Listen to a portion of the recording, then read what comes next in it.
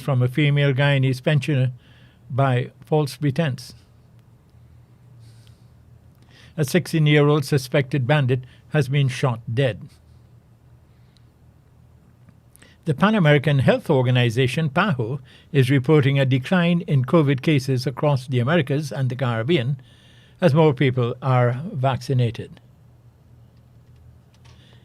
In regional news, Barbados electoral regulators are currently reviewing how the electoral process is managed on that island in preparation for the constitutionally due polls in 2023. The late Jamaican cult pastor ruled his congregation with an iron fist and threats of death to members when demanding money, and mandated they call him His Majesty. And internationally, the World Health Organization has warned of a possible 500,000 more COVID-19 deaths in Europe by February. Those are the lead stories. The details of these and other stories in a moment. Not seeing returns on your dollar?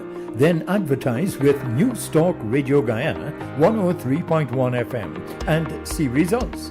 We give you competitive rates, wide coverage, appealing programs, streaming online worldwide on them waves, and we give you value for your money. You'll see returns when you advertise with us. Call our helpful staff today on 223-1056 or 223-1041 for those competitive rates. 103.1 FM, accurate information blended with great music. And now the news in detail. Dr. Van West Charles, a candidate for the leadership of the People's National Congress Reform, PNCR, is calling for Ms. Amna Ali, General Secretary of the party, to recuse herself from the electoral process.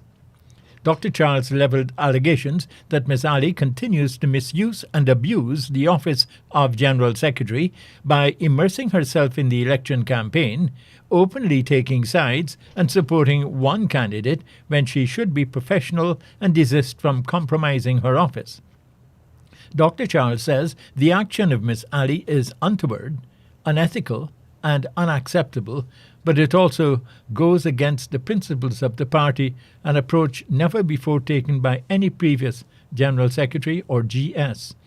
Dr. Charles also says his campaign was made aware of a slate purporting to suggest persons who should be elected leader, chairman, vice chairman, treasurer, and central executive members that is being circulated to members. He says he is allegedly listed to be elected a committee member, while another candidate for the leadership, Aubrey Norton, is listed to be elected leader. He says the purported list smacks of disrespect to him and calls on Mr. Norton to dissociate himself from the circulation of such a list. Dr. Charles says the presentation of such a list is deceptive, disingenuous, and misleading at best. He says the party holds in high regard its members' right to exercise free will to elect the candidate of choice for the position of leader, chairman, vice chairman, and central executive members. The candidate says his campaign wishes to reject out of hand the effort to gaslight supporters and deems the effort as unacceptable, and emphasizes that such actions run counter to the ethical principles which should guide the party in its internal endeavour. The Bipartisan Public Accounts Committee, PAC, of the National Assembly, that scrutinizes government spending, has heard that staff shortages have resulted in breaches at the ministry's drug storage bond. The former Permanent Secretary, PS, Trevor Thomas, was called upon to produce proof that he requested staff. The Auditor General's report on the Ministry Materials Management Department identified breaches of poorly kept records and in other cases no updated bin cards to log specific drugs and poor inventory of stock leaving and entering the bond. Government member of the PAC, Juan Egil, sought to ascertain the reasons for the breaches, which continued from prior to 2017. Why weren't staff employed to ensure that these sightings didn't reoccur when commitments were made to PAC that they would be remedied. What happened in 2016 that prevented staff, especially in light of the fact that in 2016, this issue was a big issue about stock levels, inventories, bin cards. We went through the full 9 yards in that discussion, Mr. Chair, you will recall. The former PS, Trevor Thomas, who is being cited for the breaches and is still employed at the Health Ministry, told the PAC that updating records is an ongoing challenge. Requests for filling of positions were made. There are two things. One, you can get permission to fill a position, but that doesn't necessarily mean that you will get the staff to fill the position, especially if it's at a lower level. Filling positions in other departments has always been a challenge. High attrition rates and so on. More persons up at the clerical level to work in accounts or parcel or so on. And this is no attempt to make an excuse. I think this is important, but it has been an ongoing challenge to update inventories and have staff to do it. But requests have been made to fill positions from time to time. The PAC has given Mr. Thomas 1 week to produce evidence of those requests before he is no longer cited for those breaches. The former PS is indicating basically that he was unable to carry out his functions under Section 39 of the Stores Regulations of 1993 because he did not have adequate staff. Yes, is that what you're saying? Yes, that's what I'm saying. Yes. Okay. Yes. So you are being cited for a breach because you didn't have the staff to help you to carry out your function. Correct. Could you provide PAC with evidence by way of letter where you wrote for the filling of these vacancies and responses as it relates? Because as it is right now, you're in the hot seat because you couldn't do your work as a PS and we had breaches, we had excesses, we had shortages. The APNU plus AFC administration in 2017 had been forced to sole source millions of dollars in emergency medical drugs when it had been discovered that critical drugs had been in short supply for the country's hospitals and health centres. A 16-year-old boy who was part of a group of males who allegedly robbed a housewife of her gold chain at the Stabroek Market Square was Wednesday shot dead. Police say Seidel Bourne of Agricola, East Bank Demerara, was shot by a plainclothes policeman who is the woman's husband. Investigators were informed that the plainclothes policeman opened fire with his service pistol after he heard one of the teenager's accomplices urging Bourne to stab the woman. Police said that at about 2:20 Wednesday afternoon, the policeman and his wife, who was wearing a gold chain, were attacked by Bourne, who was armed with a knife, and two other males. Bourne was pronounced dead on arrival at the Georgetown Public Hospital. A Nigerian man has been found guilty of 10 counts of obtaining more than $6 million from a Guyanese female pensioner by false pretense. Police say the Nigerian national Uche Raymond Okoye, also known as Uche Parker, was found guilty of 10 counts of obtaining money by false pretense from a 65-year-old woman. Police say Uche preyed on the elderly woman via WhatsApp and Facebook by falsely claiming that he had a package intended for her with money and other valuables. He requested the 65-year-old to transfer money from her bank account to other local accounts 10 times, as she believed that he indeed was in possession of a package for her. The elderly woman testified that during the period of October and November 2020, she transferred her life savings, totaling more than $6 million, to different accounts of persons who are not known to her on Uche's instructions. She also told the court that she has been a vendor all her life and believed that the person she met on Facebook did indeed send a package with money. Police say persons testified that monies were sent to their accounts and that they received a percentage after withdrawing the said deposits. Uche is currently facing several other fraud charges before the magistrate's court. Police say the Nigerian Uche Raymond Okoye is suspected to be part of a criminal network involving Nigerian nationals who collaborate with other associates to solicit cash from their victims by promising high-valued merchandise to be delivered following the payment of a charge or fee. The Nigerian will return to court on the 11th of November 2021 for sentencing before Magistrate Annette Singh. The Pan American Health Organization, PAHO, is reporting a decline in COVID cases across the Americas and the Caribbean as more people are vaccinated.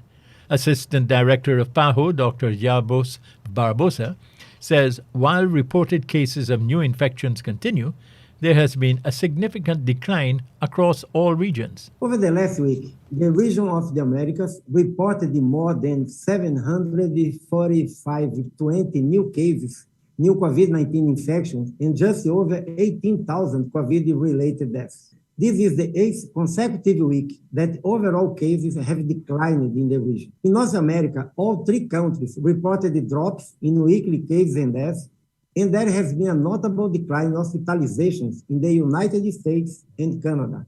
There have been similar declines across most countries in Central America. After weeks of a persistent outbreak in Belize, I am pleased to report a nearly 20% decrease in cases and a 60% decrease in deaths. New infections and deaths reported from all regions are related to those persons being unvaccinated. Dr. Barbosa says except for 3 Caribbean states experiencing a surge, generally COVID deaths have leveled and countries should persist with their vaccination efforts. A very high percentage of those hospitalized have not been immunized against the virus. Consistent with the other parts of the region, cases and deaths are trending downwards or remaining stable throughout much of the Caribbean. However, Barbados continues to report its highest number of COVID-related infections and deaths since the start of the pandemic, and there are concerning shortages of hospital capacity in the Dominican Republic and Trinidad and Tobago. The progress in our region is not a reason to become complacent or discontinue the public health measures that help keep us safe. Quite the opposite. The decline in cases and deaths shows that our approach is working, and it is critical for all of us to stay the course until everyone is vaccinated and protected from the virus. The PAHO Assistant Director says most of the countries in the Americas and the Caribbean are on target with the PAHO vaccination goals. The COVID death toll has moved upward to 928 with the deaths of 2 elderly persons. They are an 83-year-old man who was fully vaccinated and an 80-year-old woman who was not vaccinated. The Health Ministry says it has recorded 81 new COVID infections in the last 24 hours. The number of active cases now stands at 2,520. Of that number, 2,455 who tested positive are instructed to isolate themselves at home, while another 47 are hospitalized, being treated, and 18 persons are receiving care in the COVID intensive care unit. The ministry says Guyana now has 247,822 adults and 18,521 children between the age of 12 to 17 years old who are fully vaccinated.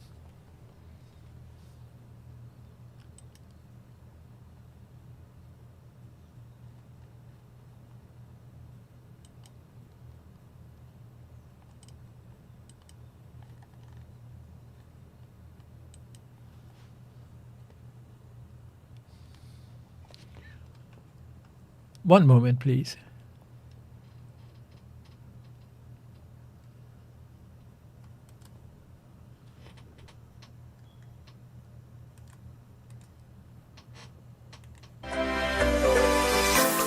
Hi, my name is Ramnere Sarwan, former Guyana and West Indies cricketer.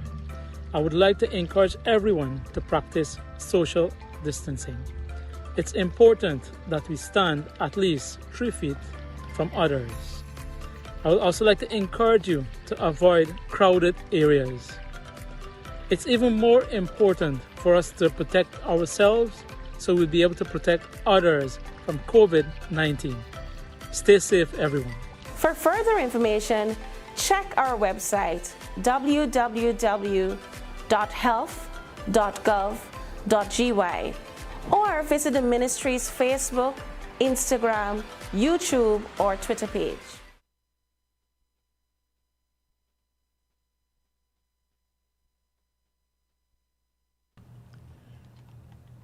And now we take a look at regional news. Election regulators are reviewing the manner in which the electoral process in Barbados is managed. The Barbados Today News quoted the chairman of the Electoral and Boundaries Commission, EBC, Attorney-at-Law Leslie Haynes, saying that the improvements being worked on are merely coincidental to any perceived early voting in polls due constitutionally in 2023. The chairman says after half of the 5-year term is completed, the Commission usually begins preparation for the next election to be in a state of readiness. Today News reported that the Commission's chairman informed that a flaw was discovered in the Representation of the People Act, which regulates elections spending. The EBC chairman also spoke about the provision in the Representation of the People Act, which requires electoral authorities to prepare a corrupt and illegal practices list and make it available for inspection before the Register of Electors can be published. The list is required by law. The legislation also stipulates that the Commission makes that list available for public inspection at least 14 days before the Register of Electors is published. Haynes says the EBC does not have such a list. Trinidad and Tobago's Director of Women's Health in the Ministry of Health, Dr. Adesh Siruch Singh, says there has been a significant increase this year in the number of COVID-19 cases in pregnant women. Newsday says the director was speaking during the ministry's press conference on Wednesday, where he says there were 823 cases since the onset of the pandemic in March 2020, with 58 cases for that year and 765 since January. He says that from January to June, there were 303 cases. In July, there were 126. In July, there were 126 in August, 161 in September, and 100 in October. According to the director, since the end of June, breastfeeding women have been approved by the World Health Organization, WHO, and the National Immunization Technical Advisory Groups to receive the Sinopharm vaccine. On August 25, the Pfizer vaccine was approved to be administered to women in their second trimester of pregnancy and above. And on September 8, breastfeeding women were also approved to receive the Pfizer vaccine. Director Siraju Singh warned that pregnant women are at increased risk of having long COVID-19, and data from the Centers for Disease Control, CDC, in the U.S. has shown that 70% of pregnant women are at increased risk of death, and only 31% of pregnant women in that country have been vaccinated. Siraju Singh says there have been no recent developments in relation to concerns about menstrual disturbances after having received a COVID-19 vaccine. Says the data remains unchanged. According to a report from the Jamaican Observer news agency, the late cult pastor Kevin Smith ruled the Pathways International Kingdom Registration, or rather Restoration Ministries, with an iron fist and threatened to kill members of his congregation and their families who refused to pay him money upon demand. Additionally, they had to seek his permission to go on vacation.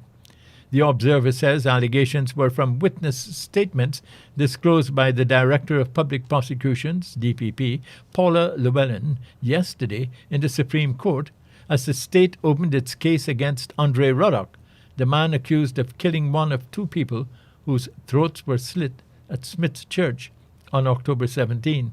The killings are believed to have been a human sacrifice ritual. A third congregant, Kevon Palmer, was shot dead by the police as they entered the building, while another of Smith's followers was stabbed. shot in his back, and an attempt made to cut his throat during the mayhem inside the building in Albion St. James. The Observer reported that on Wednesday, Ruddock, who confessed to killing Pathways member Tanika Gardner on Smith's command, was ordered by the judge to undergo a psychiatric evaluation and to return to court on December 7th, when outstanding evidence such as post-mortem reports should be ready. The recommendation of the psychiatric evaluation was made by Llewellyn. The DPP, presenting her case, said that Ruddock was employed by Smith to take care of his animals, including 17 goats and 3 heads of cattle, and to perform other jobs around the church. She further informed the court that according to witness accounts, the late Smith was addressed by the titles His Excellency, Daddy, or Father. He later asked to be addressed as His Majesty because he believed himself to be the king. In Antigua and Barbuda, 7 of the 9 jurors who sat through the trial of a 19-year-old man charged with serious indecency have found him guilty of the crime.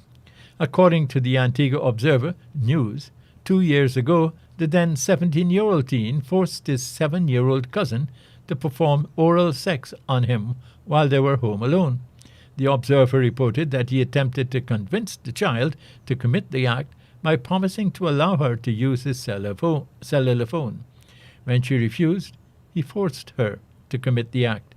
The trial lasted 1 week in the Antigua High Court, and he was represented by attorney-at-law Wendell Robinson. The convict denied the allegation when he gave sworn evidence.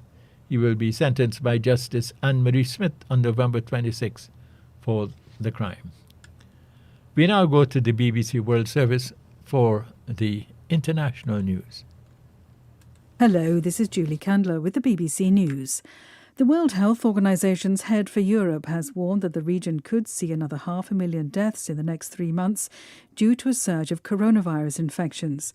Hans Kluge said it stood at a critical juncture. Imogen Folks reports. Countries in Europe have been rolling out vaccines for most of the last year, and yet cases are surging, almost 1.8 million last week alone. The reason, the WHO says, is not enough people have been vaccinated, many because they choose not to be, while at the same time social distancing measures have been relaxed. The result, more infections, more hospitalisations, more deaths, perhaps even 500,000 more during the coming winter.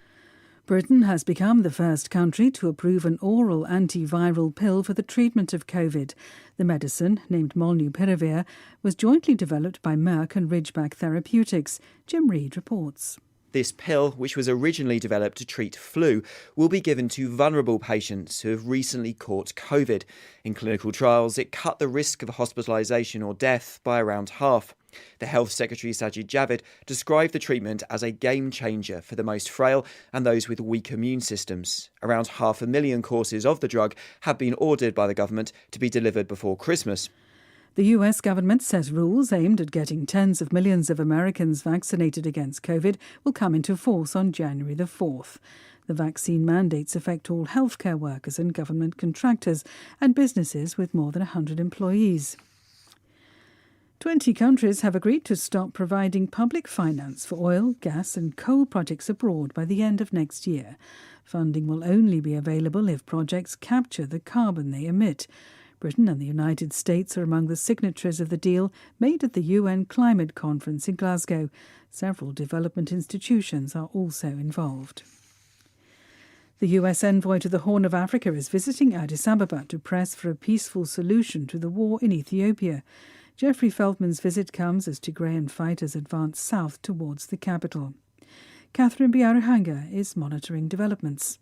We've seen the US threaten sanctions against all sides, and it's also said that it plans to remove Ethiopia from a crucial trade deal. Now, this has led to noticeable tensions between the US and Ethiopia. So Special Envoy Feltman's trip to Ethiopia, his mission in Ethiopia, is likely to be very difficult. He was in Addis Ababa back in August, and then he wasn't accorded an audience with Prime Minister Abiy Ahmed. So it's going to be very difficult to see how he's going to bring these two sides together to now try and begin negotiations. World News from the BBC. In Britain, the MP at the heart of a heated row over standards in public life has said he's resigning his seat. Owen Paterson of the governing Conservative Party was found to have broken lobbying rules. He'd been facing suspension from Parliament until government orchestrated a vote to alter the way such scrutiny is carried out, prompting a wider backlash. Mr Paterson, who denies wrongdoing, said he'd remain a public servant, but outside what he called the cruel world of politics. Opposition MPs and some Conservative have denounced the moves to change the system, forcing the government to reappraise its plans. Police in the northeast Indian state of Tripura have opened an anti-terror investigation against 2 human rights lawyers who led a fact-finding probe into recent attacks on Muslims. The authorities accuse the lawyers of attempting to promote enmity between religious groups. The activists published a report on violence allegedly carried out by right-wing Hindu groups during a rally.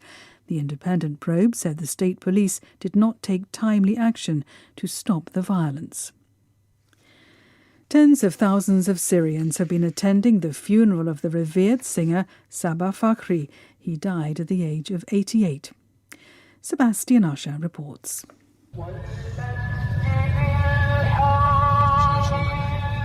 A coffin wrapped in the Syrian flag was carried through the streets of Damascus as thousands gathered to pay their final respects to Sabah Fakhri, whose remarkable voice had long been a beacon of a country's culture around which its war-ravaged people could still find common ground. His final resting place will be in Aleppo, the city where he was born and with which he was most closely associated.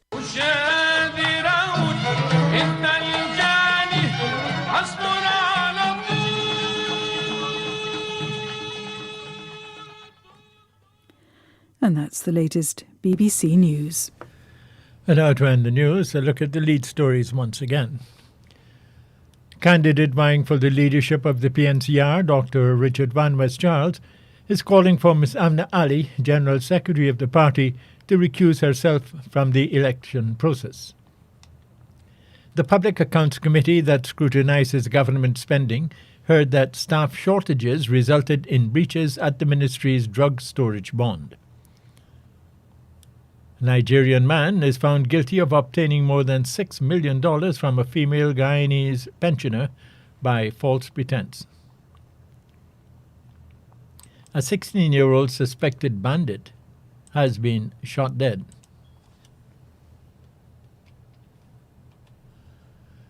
The Pan American Health Organization, PAHO, is reporting a decline in COVID cases across the Americas and the Caribbean as more people are vaccinated. Regionally, Barbados electoral regulators are currently reviewing how the electoral process is managed on that island in preparation for the constitutionally due polls in 2023. The late Jamaican cult pastor ruled his congregation with an iron fist and threats of death to members when demanding money, and mandated they call him His Majesty. And internationally, the World Health Organization has warned of a possible 500,000 more COVID-19 deaths in Europe by February. And that's the end of the news.